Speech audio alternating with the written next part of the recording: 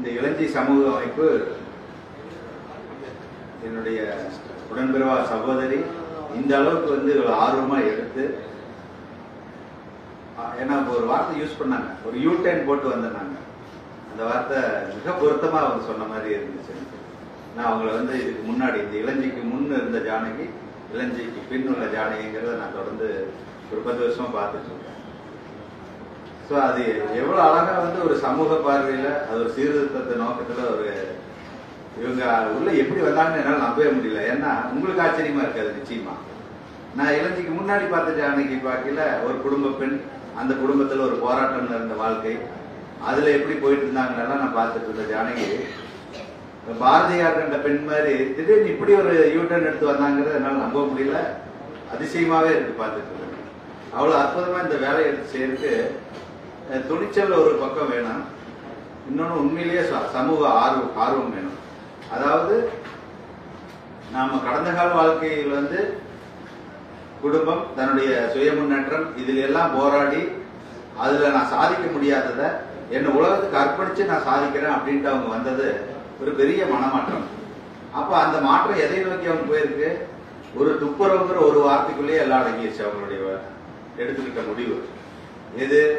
இந்த உலகத்தை, நம்ம வாழும் பகுதியை, நம்ம மக்களால், நம்ம சகோதர சகோதரிகள் நம்ம எப்படி வந்து நமக்கு நாமே வந்து சுத்தத்தையும் படிக்கிறோம், அசுத்தங்களையும் நாமளே ஏற்படுத்திக்கிறோம். வேற யாரும் வந்து எதையும் பண்றதில்லை, நாமளே தான் எல்லாம் பண்ணிக்கிறோம். ஸோ அந்த செய்ய முடியாத ஒரு துப்புரவு பணியை நான் ஒருத்தியா முன்னின்று ஒரு என் கூட இருக்கிறவங்களை நான் வச்சுட்டு இதை செய்யறேன் அப்படின்னு வந்தது மிகப்பெரிய ஒரு துணிச்சலான விஷயம். இவங்கெல்லாம் வந்து இந்த அளவுக்கு உறுதுணையா இருந்து அவங்க பேசுறத கேட்டதுக்கு அப்புறம் தான் தெரியுது எவ்வளவு பெரிய ஒரு அவங்களுக்கு வந்து ஒரு வலதுகரமா இருந்து இந்த ஒரு சின்ன பெண்மணிக்கு இவ்வளவு சப்போர்ட்டா பண்றாங்கன்னா உண்மையிலேயே சந்தோஷமான ஒரு விஷயம். இப்ப என்னை பொறுத்த வரைக்கும் அவங்க அறிமுகப்படுத்தினாங்க. நான் ஒரு வழக்கறிஞர் பணியா இருந்தாலும் ஒரு ஆன்மீக பணியில் இருக்கிறேன். அவங்க நானும் வந்து சகோதரர் மாதிரி ஒரு பெரியாருடைய மிகப்பெரிய தீவிர ஆதரவாளனா இருந்து நிறைய புத்தகங்கள் படிச்சு, அவர் ஆரம்பத்திலே சொன்ன மாதிரி பெரியார்னா கடவுளை மட்டும் யாரும் முத்திர குத்த வேண்டாம், அவர் ஒரு மிகப்பெரிய ஒரு சித்தர் மாதிரி நான் புரிஞ்சுக்கிட்ட பெரியார். சாதாரணமானவர் அல்ல. இப்ப ஈரோடு காந்தி ஐயா இருக்காரு, அவருக்கு எப்படி ஒரு இன்ஸ்பிரேஷன் மகாத்மா காந்தி, எப்படி அந்த காந்திங்கிற ஒரு மனிதர் அல்ல, அவருக்குள்ள இருக்கிற மனப்பான்மை தான், அந்த ஆட்டிடியூட் தான் இந்த உலக மக்களையே புரட்டி போட்டுச்சு இல்லையா? சோ அந்த மனப்பான்மையை வந்து அவர் கவர்ந்திருந்து அவர் மாதிரியே நான் இருந்து எளிமையாகவும் அந்த எண்ணத்தோடவே நான் வாழ்ந்து காமிக்கிறேன்ட்டு அவர் இருக்கிற மாதிரி. சோ நாமெல்லாம் வந்து இந்த ஒரு உள்ளத்துல வந்து இருக்கிற துப்புரவு நாம எப்படி பண்றது அப்படிங்கிற ஒரு ஆன்மீக பணியில நான் ஒரு பயிற்சியாளனா இருந்துட்டு இருக்கேன். ஜானகி வந்து கண்ணுக்கு முன்னாடி தெரிகிற இந்த உலகத்தை சுத்தப்படுத்துறதுக்கு தன்னை அர்ப்பணிச்சிருக்கிறாங்க. பட் நாங்க செய்யற பணி வந்து ஒரு ஆன்மீக பணி அப்படிங்கிறது வந்து நம்மளுடைய எண்ணங்களாலும் செயல்களாலும் பேச்சினாலும் ஏற்படக்கூடிய நமக்குள்ள ஏற்படுற அசுத்தத்தை நாம் எப்படி சுத்தப்படுத்திட்டு நம்ம இதயத்தை எப்படி தூய்மையா வச்சுக்கிறது அப்படிங்கறதா வந்து நாங்க செய்யக்கூடிய ஒரு பணி.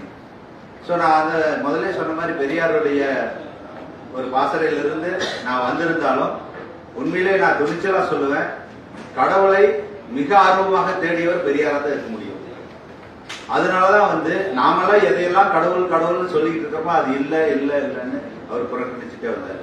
கடவுளை பத்திய ஒரு தோற்றம் அல்லது கடவுளை பத்திய ஒரு கருத்துங்கிறது வந்து நாமெல்லாம் பழக்க வழக்கத்தில் இருக்கிறதை தாண்டி உயர்வான ஒன்றா இருந்திருக்கும்னு அவர் கருதுனதுனாலதான் நம்மளுடைய சடங்குகளையும் சம்பிரதாயங்களை பார்த்து இதெல்லாம் கடவுளுக்கு சம்பந்தம் இல்லை அப்படிங்கிற ஒரு முடிவுல வந்து அவரு நம்ம சீர்திருத்தத்துக்கு நம்ம சடங்குகள் வந்து தடையா இருக்குங்கிற துணிச்சலா சொன்ன ஒரு மாபெரும் மனிதர். சோ அதனுடைய பின்னணியிலேயே போறப்பதான் எனக்கு வந்து தோணுச்சுங்க, உண்மையிலேயே மதம் எங்க முடிஞ்சதோ அங்கதான் ஆன்மீகமே ஆரம்பிக்குதுன்னு எங்க குருநாதர் சொல்லுவார்.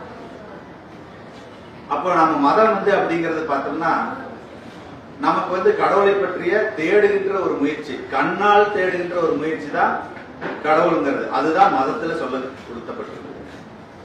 சோ நாம தேடிக்கிட்டே இருக்கிறோம். இன்னைக்கு வரைக்கும் யாரும் தேடி முடிச்ச பாடு இல்லை, தொடர்ந்து தேடிக்கிட்டு இருக்கிறோம். ஒவ்வொரு கோயிலுக்கு விண்ணப்பங்களா போட்டு போட்டு போட்டு நாங்க போயிட்டே இருக்கிறோம். கோயில் என்ன இடம், நம்மளுடைய எண்ண குப்பைகளை போடுகின்ற இடமா மாறிடுச்சு. சோ நமக்கு வந்து எனக்கு அது இல்ல இது வேணும், என்னுடைய அத்தனை துக்கங்களையும் என்னுடைய நிறைவேறாத ஆசைகளையும் கொண்டு போய் குப்பையா கொட்டுற இடமா தான் மாறி இருக்குது. அதைத்தான் பெரியார் பார்த்து நீ அங்க கொண்டு போய் போட்டு என்ன பண்ணி என்ன ஆக போகுது அப்படிங்கிறது. அவர் ஒரு சீர்திருத்தவாதி. அவர் உள்ளுக்குள்ள பார்த்திருக்காரு தன்னுடைய எல்லாமே என்னன்னு செயலுக்கு வருது, நீ ஏன் அங்க போய் இப்படி பண்ணிட்டு இருக்கிற அப்படிங்கறது வந்து அவர் ஒரு விஞ்ஞான பார்வையில பார்த்ததுனாலதான் கடவுளை பத்தி அடுத்த கருத்துக்கு அவர் சொல்லறதுக்கு ஏதோ ஒரு தடை. அவருடைய சீர்திருத்த சமூக சீர்திருத்தம் முழுமையா இறங்கினதுனால அந்த விஷயத்துல இருந்து கொஞ்சம் ஒதுங்கி இருந்திருக்காருன்னு நான் நினைக்கிறேன். பட் ஆன்மீகம் அப்படிங்கிறது என்னன்னா மத சடங்குகள் சம்பிரதாயங்களை எல்லாம் தாண்டி நம்முடைய ஆன்மா சம்பந்தப்பட்ட ஒரு வாழ்க்கையை தான் நம்ம வாழ்றோம். நம்ம தெரியும் எல்லாரும் வந்து குடும்பத்தோடு இருக்கிறோம், நமக்கு வந்து சகோதர சகோதரிகள் குழந்தைகள் எல்லாம் இருக்கு. ஒரு பேரண்டா ஒரு அப்பா அம்மா வந்து தன்னுடைய குழந்தைகளை பையனோ பொண்ணோ எப்படி வளரணும், அதனுடைய குணாம்சங்கள் எப்படி இருக்கணும், அது எதிர்காலத்தில் என்னவா ஆகும்னு ஒரு லட்சியம் அவங்களுடைய எதிர்பார்ப்புகள் இருக்கு இல்லையா. அந்த மாதிரி இந்த உலகம் படைப்புக்கு வந்து அது இயற்கைன்னு நீங்க சொன்னாலும் சரி, கடவுள்னு சொன்னாலும் சரி, என்ன வேணாலும் பேர் வச்சுக்கலாம். பட் இந்த தோற்றத்துக்கும் இந்த உற்பத்திக்கும் ஒரு லட்சியம் இருக்கு இல்லையா. நிச்சயமா அதை நோக்கி அதை சார்ந்துதான் நம்ம வந்து வாழ்றோமா அப்படிங்கிறப்பதான் ஒரு கேள்வியே வருது. தான் வளர்த்துகின்ற ஒரு குழந்தை தன்னுடைய எதிர்பார்ப்பை மீறி அது வேற ஜானகி சொன்ன மாதிரி அது இன்னொரு வகையான ஒரு யூட்டர்ன் எடுத்து எதிர் திசையில் அது வாழ்க்கையை ஆரம்பிச்சு போச்சுன்னா அந்த பேரண்ட்ஸ் எவ்வளவு வருத்தப்படுவாங்க. அந்த மாதிரி நம்மளுடைய இந்த உலகத்தை இயற்கையின் படைப்புல நாம இயற்கையோட ஒத்து போகாம நாம வேற திசையில பயணிக்கிறப்போ அது எவ்வளவு தூரம் வருத்தப்படும். அப்ப அதனுடைய லட்சியத்தை தான் நம்முடைய லட்சியமா இருக்கும். ஒரு பெற்றோருக்கு குழந்தைக்கு என்ன லட்சியம் என்பதை இவர்கள் தீர்மானித்திருக்கிறார்களோ அதை புரிய வாழ்க்கைனா ஒரு ஒழுக்கம், ஜானகி சொன்ன மாதிரி ஒரு சுய ஒழுக்கம், கட்டுப்பாடு, தனி மனித ஒழுக்கம், உண்மையா இருக்கிறது, ஐயா கடைபிடிக்கிற மாதிரி ஒரு அகிம்சை, நேர்மை, இதெல்லாம் வந்து எல்லா பேரண்ட்ஸும் தன்னுடைய குழந்தைகளுக்கு விரும்புறாங்க. ஆனா நாடுன்னு வர்றப்போ நாம கொஞ்சமாவது யோசிக்கிறோமா, என் பையனுக்கு நல்ல மருமகளா ஒழுக்கமான மருமக வரும்னு நான் நினைக்கிறேன், என் பொண்ணுக்கு நல்ல கணவன் வரும்னு நினைக்கிறேன். வீட்டோட நிறுத்திக்கிறோம் அந்த ஒழுக்கம் கட்டுப்பாடு. ஒரு நாடுன்னு போறப்போ ஒரு நகரம்னு பாக்குறப்போ அது விரிவாக்கத்துல பாக்குறப்போ நாம ஏதாவது யோசிக்கிறோமா, நமக்கு மேல இருக்கிறவங்க எப்படி இருக்கணும்னு அந்த ஒழுக்கம் கட்டுப்பாடு நேர்மை எங்காவது நம்ம அப்ளை பண்றோமான்னா அப்படிப்பட்ட இடத்துல நம்ம வந்து இந்த ஒரு நாட்டை செம்மைப்படுத்துவதற்கு இங்க பட்டிமன்றத்தில் கொடுக்கப்பட்டிருந்த தலைப்பு அதுதான், பொதுமக்களா பணியாளர்களா நாடு வந்து முன்னேறுவதற்கு அப்படிங்கிறது. சோ அந்த விதத்துல பார்க்கலாம், நாம பொதுமக்களாகிய நம்ம வந்து நம்ம வீட்டோட நல்ல விஷயத்தை நிறுத்திக்கிறோம். பட் நமக்கு மேல இருக்கிறவங்க அந்த குவாலிட்டி நம்ம எதிர்பார்க்க தவறே இருக்கோம். இது கொஞ்சம் நம்ம சுதந்திரம் அடைஞ்சதுல இருந்து இந்த தப்பை தொடர்ந்து பண்ணிட்டு வரோம். அப்போ இதே வந்து மேற்கத்திய நாடுகள்ல பாருங்க, தன்னுடைய ஒழுங்கீனம், தன்னுடைய குடும்பத்தினுடைய ஒழுங்கீனம் இதையெல்லாம் கூட செகண்டரியா வச்சுக்குவாங்க. என்னுடைய நாடு என்னுடைய தேசம் ஒழுக்கமா இருக்கணும், என்னை ஆள்பவர்கள் ஒழுக்கமானவர்களா இருக்கணும், ஒரு சிறு தவறு கூட அவங்க செய்யக்கூடாதுங்கிற அந்த வெஸ்டர்ன் தாட் அவங்க அந்த மாதிரி இருக்கிறாங்க.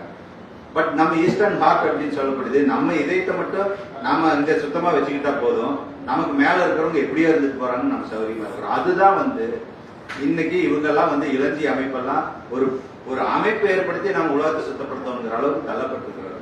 ஏன்னா நம்ம வீடு நாம நல்லா இருந்தா போதும், உலகம் எப்படி இருந்தா என்ன, நம்ம ஆள்றவங்க எப்படி இருந்தா என்ன, நம்ம அதிகாரிங்க எப்படி இருந்தா என்ன, அதை பத்தி நமக்கு கருத்து. நம்ம வீட்டுல நம்ம சார்ந்தவங்க நல்லா இருந்தா போதும், நேர்மையா இருந்தா போதும், சுத்தமா இருக்கணும். சோ நாம வந்து இதயத்துக்குள்ள பாத்தீங்கன்னா எல்லாருமே நம்ம லைஃப் வந்து ஹார்ட் ஓரியன்டா வாழ்க்கணும்னா சில சனங்கள் ஏதாவது சில நேரத்துல தான் இருக்கிறோம். பெரும்பாலும் நம்ம பிரெயின் ஓரியன்டாவே இருக்கிறோம். ஒரு வீதியில நடந்து போறோம், நம்ம கண்ணு முன்னாடி பார்வையில் ஒரு மணி பர்ஸ் கிடக்குன்னு வச்சுக்கோங்க, உடனே நம்ம மூளை என்ன சொல்லுது, நம்ம அனுபவம் அதை போய் எடுத்துக்கன்னு உத்தரவு போடுது, பாடி செயல்பட ஆரம்பிக்குது, அதை நோக்கி நடக்கிறோம். கிட்ட போய் கை வைக்க போகையில ஹார்ட்ல இருந்து ஒரு ரெட் சிக்னல் வரும், no this is not yours, இது உன்னுடையது அல்ல, இது வேற ஒருத்தருது, அதை நீ அபகரிக்க போறன்னு ஒரு சிக்னல் எல்லாத்துக்குள்ளேயும் வரும். ஆகப்பெரும் கொள்ளைக்காரன் கூட அந்த உணர்வு ஒரு சனம் வரும். அப்போ அந்த ஒரு செகண்ட் இருதயம் சொல்றத நாம வந்து உடனே பிரெயின் வந்து வேண்டாம் அதை விட்டுரு, அது கடந்துட்டு போகுது, நீ இதயத்தை ஃபாலோ பண்ணாத, நான் சொல்றத கேளுண்டு நம்ம அனுபவம் கற்றுக் கொடுத்த மூளை அதை எடுத்து தனதாக்குள்ள விரும்புகிறது. அப்போ நாம இதைத்தான் வந்து 24/7 வந்து நம்ம பிரெயின் ஓரியன்டா வாழ்ந்துட்டு இருக்கிறோம். பட் உலகத்துல பாத்தீங்கன்னா பிறக்கிற குழந்தைகள் எல்லாமே வந்து ஒரு ஆராய்ச்சியின் முடிவு ஹார்ட் ஓரியன்டா தான் இருக்கு. அதுக்கு எதுவுமே பிரெயின்ல வந்து எந்த சங்கதியும் உள்ள கிடையாது, எந்த அனுபவம் கிடையாது, சிந்திக்கவெல்லாம் தெரியாது. அது கம்ப்ளீட்டா ஹார்ட் கனெக்ஷன்ல தான் வாழ்ந்துட்டு இருக்கு. மிக தூய்மை, உள்ள தூய்மை, தன்னுடைய இதயம் தூய்மை, அது எல்லாமே குழந்தைகிட்டு இருக்குது. ஆனா நாம பெரியவங்க ஆக ஆக நம்மளுடைய ஆசை, அகங்காரம் இதெல்லாம் எப்படி போயிட்டு இருக்கிறோம், ரொம்ப அசுத்தத்தை நோக்கி போயிட்டு இருக்கிறோம். நமக்குள்ள ஏன்னா அசுத்தங்களை தான் நம்ம படிய வச்சுட்டு இருக்கிறோம். சோ நம்ம வாழ்க்கையை நாம தேர்ந்தெடுத்து போறது வந்து ஹார்ட் பேஸ்ட் லைஃப், இதயத்தை சார்ந்து நம்ம வாழ கத்துக்கிட்டோம்னா, அந்த பர்ஸ் எடுக்க போகையில ஒரு செகண்ட் கொடுத்த சிக்னலை 24 மணி நேரம் அப்ளை பண்ணா நம்ம எப்படி இருப்போம் சொசைட்டில, நமக்கு என்ன ரெகக்னைசேஷன் கிடைக்கும், எவ்வளவு உலக அமைதியா இருக்கும். இன்னைக்கு இருக்கிற நமக்குள்ள இருக்கிற வேறுபாடுகள், மாற்று கருத்துக்கள் இதெல்லாம் இருக்குமா, சுயநலம் இருக்குமா, போட்டி பொறாமை இருக்குமா, சகோதரத்துவம் இல்லாம இந்த மாதிரி அவஸ்தைப்படுவோமா? நல்லா யோசிச்சு பாருங்க. எல்லாரும் வந்து நம்ம சொல்றோம் ஒரு நல்ல மனிதனை ஒரு 4 பேருக்கு முன்னாடி இந்த மாதிரி ஒரு அமைப்பு வச்சு ஹெல்ப் பண்ண போறவங்கள அவனை நல்ல இதயத்துக்கு சொந்தக்காரன் சொல்றான், அவன் நல்ல மூளைக்கு சொந்தக்காரன் சொல்றதே கிடையாது. அப்போ இதயம் தான் எல்லாத்துக்குள்ளே இருக்கிற ஒரு பொக்கிஷம். இந்த பிரபஞ்சத்தின் அனைத்து ரகசியங்களும் நம்ம இதயத்துக்குள்ள இருக்கு. நம்ம அங்க கனெக்ட் பண்ணி எடுக்க தெரியல. அதுக்கு என்ன பயிற்சி வச்சிருக்கோம்?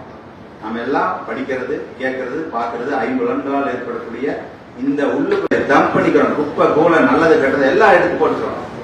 நம்மெல்லாம் வந்து ஒரு ஹார்ட் பேஸ்ட் இதயபூர்வமான வாழ்க்கையை மேற்கொள்வதற்கு நாம ஒரு சின்ன முனைப்பு எடுத்துக்கிறதா ஒரு நல்ல பயிற்சி.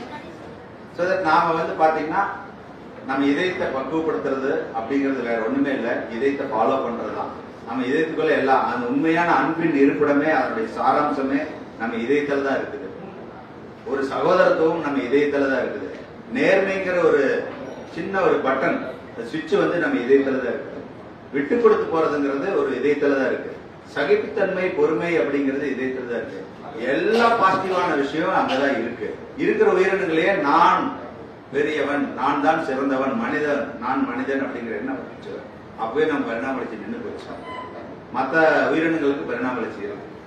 சோ அதை வந்து நாம என்ன பண்ணணும், நம்ம எப்பவுமே ஒரு சின்ன என்னுடைய வேண்டுகோள், ஹார்ட் பேஸ்டா வாழ்றதுக்கு நம்ம முயற்சி பண்ணுவோம்.